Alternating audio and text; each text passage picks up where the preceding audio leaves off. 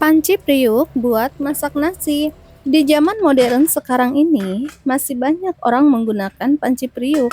Karena masak menggunakan panci priuk seperti ini, rasanya lebih mantep. Udah gitu, lebih sehat. Banyak orang masih tetap pakai alat masak panci seperti ini. Tersedia juga berbagai ukuran. Yang mau samaan masak nasi pakai panci periuk seperti ini, silahkan klik keranjang di pojok kiri bawah ya.